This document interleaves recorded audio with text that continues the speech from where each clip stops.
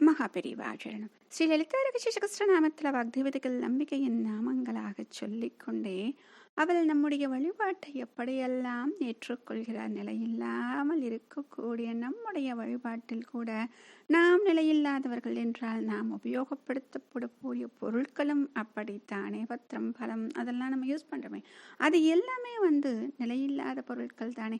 அவற்றையும் அவள் ஏற்றுக்கொண்டு மகிழ்வோடு நமக்கு அனுகிரகம் செய்கிறாள் என்று சொன்னார்கள் இல்லையா?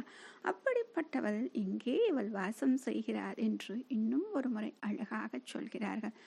ஓம் முனி மானசஹம்சிகாயை நமஹ.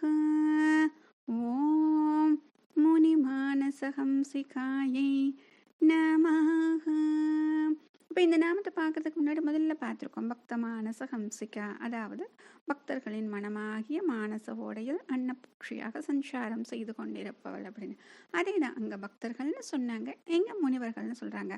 ஆக முனிவர்களுடைய மனமாகிய மானச ஓடையில் அன்னபக்ஷியாக சஞ்சாரம் செய்கிறாள் என்று இதே தான் அழகா மூக்க கவி சொல்லியிருக்காரு. மூக்க பஞ்சசதில பாதாரவிந்த சதகத்துல 47வது ஸ்லோகம். இதுல எப்படி சொல்லியிருக்காரு அப்படின்னா, இதுலயும் அதே வார்த்தைகளை உபயோகப்படுத்துறாரு. ஆக ஒவ்வொரு முறையும் எத்தனை பேர் வேறு விதமாக யோசித்தாலும் அம்பாள் அப்படின்னு சொல்லும் பொழுது அவளுடைய கருணை அனைவருக்கும் ஒன்று போலத்தானே தெரிகிறது.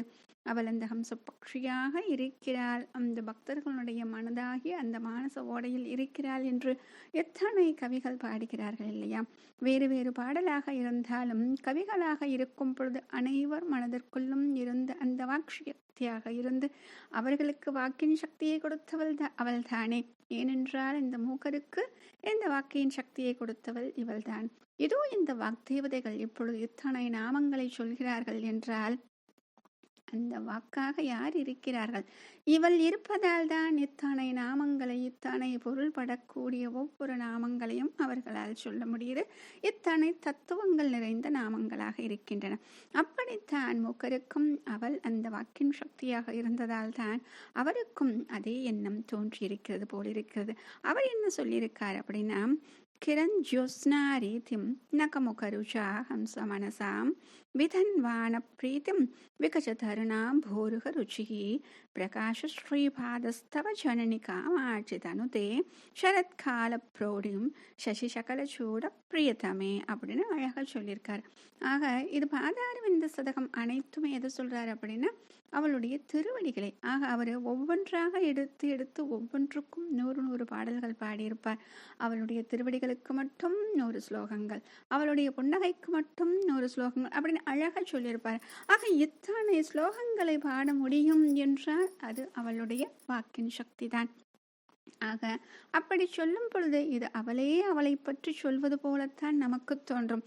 ஏனென்றால் மிகவும் உயர்ந்த பொருளை பற்றி சொல்ல வேண்டும் என்றால் ஒன்று அவர்கள் சொன்னால் வழியே நமக்கு புரியாது. ஏனென்றால் அதனுடைய தன்மை அத்தகையதில்லையா?